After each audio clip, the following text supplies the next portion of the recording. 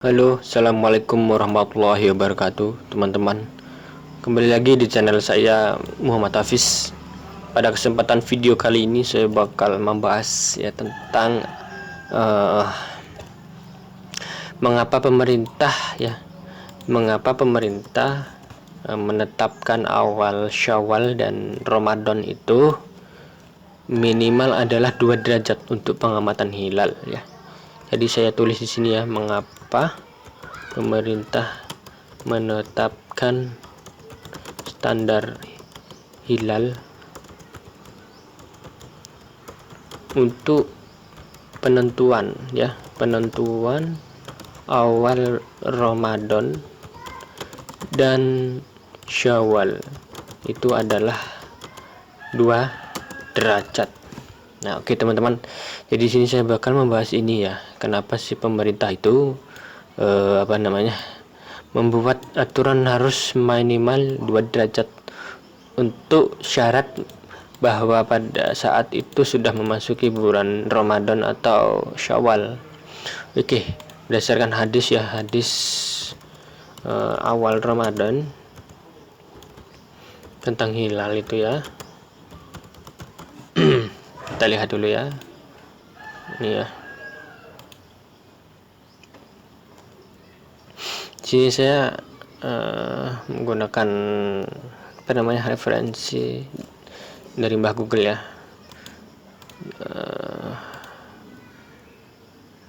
Oke, ini ya dari Muslim.org.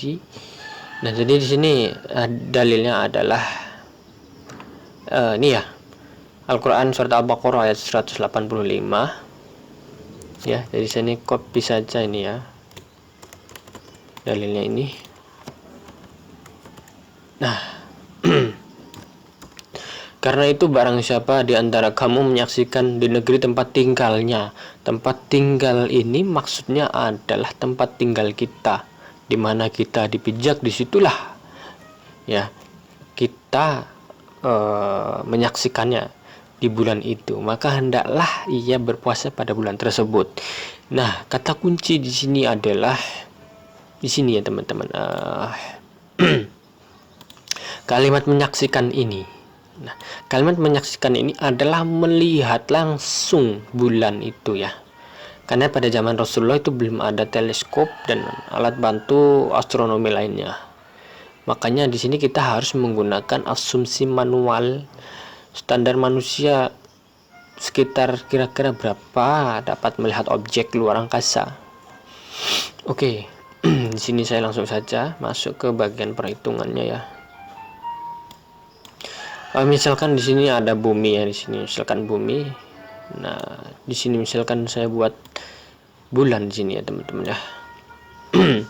Nah, di sini kan kita sebagai objek pengamatnya, misalkan di sini saya buat garis ya.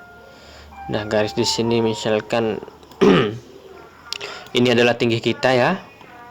Kemudian saya buat garis ya yang sejajar dengan tinggi kita menuju pusat bumi ya. Setelah itu saya buat garis dari pusat bumi. Saya buat garis dulu jari-jari bulan.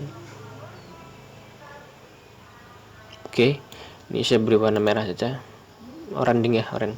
Nah, ini saya buat garis penghubung antara jari-jari bumi dengan bulan. Nah, atau yang bisa kita sebut dengan jarak bumi bulan ya. Oke, setelah itu saya di sini ambil garis lagi dari ujung kepala kita menyinggung permukaan bulan, permukaan atas bulan ini ya. Oke, sini kurang lebih ya. Nah, kemudian di sini saya buat garis yang menyinggung ini dia garis tadi. Oke. Kemudian di sini saya bakal buat kembali garis. Oh, ini terlalu jauh ya bulannya. Sebentar saya buat bulan yang baru ya. Nah,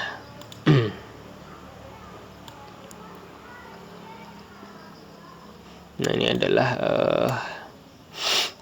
jarak besar jari-jari bumi ya.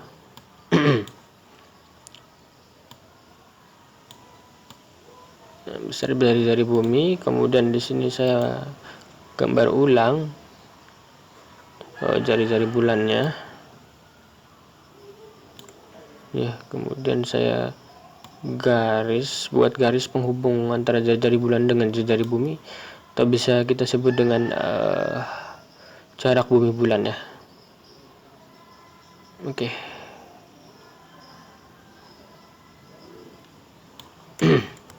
Ini masih bulannya masih terlalu jauh.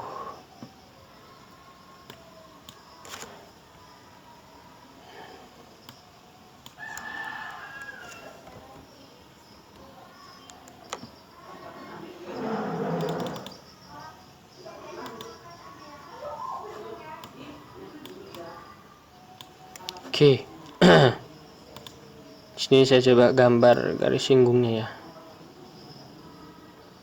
Oke, nah ini sudah benar, sudah pas ya. Kenapa saya buat garis singgung di sini dengan di sini, supaya kita dapat mencari nilai minimumnya berapakah derajat yang kita perlukan untuk dapat melihat suatu objek luar angkasa dengan tinggi kita sedemikian rupa ya teman-teman ya. Di sini saya buat garis kembali ya, pusat bumi dengan pusat bulan, atau bahasanya adalah jarak bumi bulan. Nah, di sini saya buat garis tegak lurus terhadap ini ya, garis singgung bumi dengan garis singgung bumi ini ya. Saya buat garis tegak lurusnya. Nah, di sini kita sudah melihat bahwa di sini kita misalkan saja di sini kita tinjau di sini sebuah segitiga ya ini ya. Dengan ini adalah siku-siku kan ya, karena ini menyinggung. Kemudian saya buat garis tegak lurus yang menuju pusat lingkaran, maka di sini adalah garis terhadap ini garis singgung lingkaran adalah 90 derajat. Oke, saya misalkan ini adalah segitiga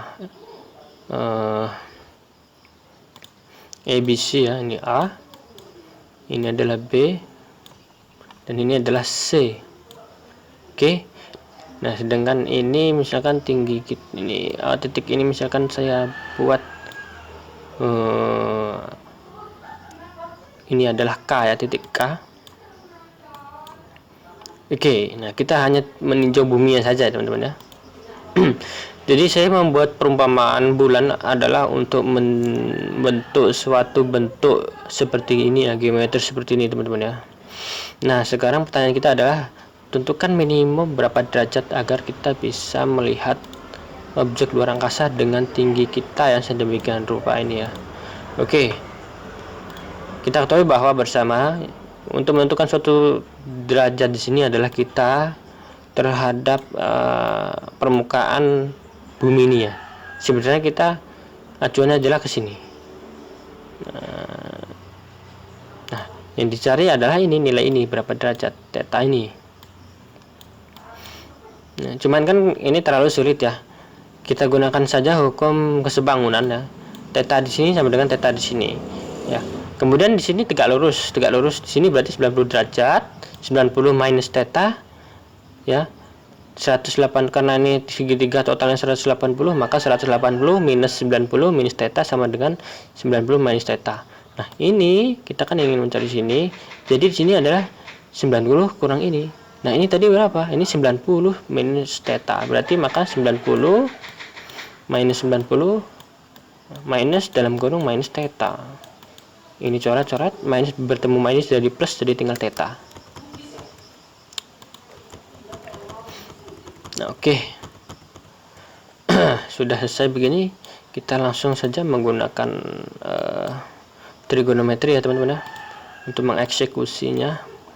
Nah, kita lihat di sini teman-teman ya. Saya buat di sini adalah theta juga. Nah, kok bisa theta di sini dengan di sini sama? Oke. Kita buktikan. Ini segitiga sama sisi. Maaf, segitiga siku-siku dengan siku-siku di titik B. Jumlah total segitiga di derajatnya itu adalah 180. Maka di sini adalah 180 dikurang 90 dikurang theta. Maka sisanya di sini adalah 90 minus theta. Sama seperti tadi, di sininya adalah 90 minus minus theta. Maka di sini juga theta. Maka bisa dipastikan bahwa theta di sini sama dengan theta di sini. Oke. Nah, kita lihat di sini bahwa menggunakan aturan trigonometri yaitu cosinus, bahwa cos theta adalah berapa di sini? Cos di sini adalah sami ya, samping miring ya. Sampingnya adalah AB ya. Miringnya adalah AC. Nah, kita lihat di sini bahwa AB itu adalah jari-jari bumi. Ya, AK juga jari-jari bumi. Ya kan ya? Ini ke sini dengan ini ke sini itu sama, teman-teman, jari-jari bumi. Maka di sini bisa dipastikan bahwa AB itu adalah R atau jari-jari bumi per AC itu apa? AK ditambah CK ya. Nah, AK itu apa? AK itu adalah jari-jari bumi. CK itu apa? CK adalah tinggi kita. Dalam hal ini aku asumsikan sebagai H. Nah, sekarang kita lihat data dari Wikipedia berapa R bumi ya. Nah, ini jangan lupa kita karena ingin mencari tetanya, maka kini kita buat arts cos. Arts cos dari ini dia tadi ya. R plus H.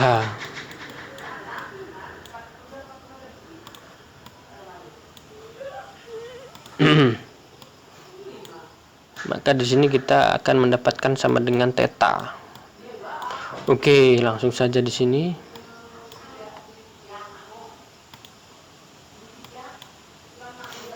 Ini saya buat perbesar saja ya.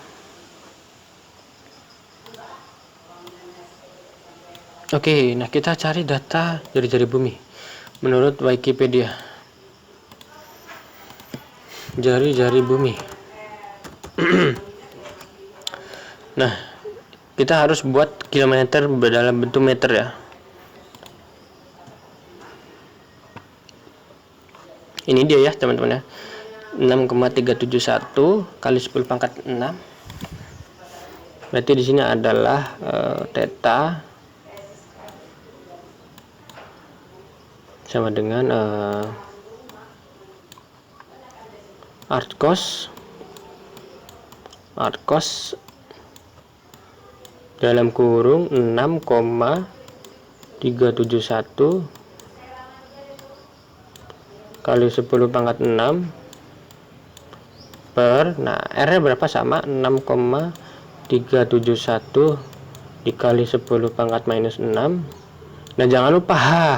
Nah, kita harus lihat dulu H itu berapa. H itu adalah tinggi kita. Maka dalam hal ini kita asumsikan tinggi kita adalah tinggi rata-rata ya manusia laki-laki yang ada di Indonesia ya. Saya di sini menggunakan acuan laki-laki ya. Jadi di sini adalah H, ini adalah H rata-rata ya. H rata-rata laki-laki yang ada di Indonesia. Misalkan di sini saya anggap H-nya di sini berapa? 1,7 meter ya, 170 cm tinggi kita rata-rata ya. Maka di sini saya tulis 1,7 ya. Oke, kita lihat di sini berapa nilainya ya. Maka theta di sini dengan arc cos ya. Nah, kita gunakan kalkulator di sini ya untuk mempermudah.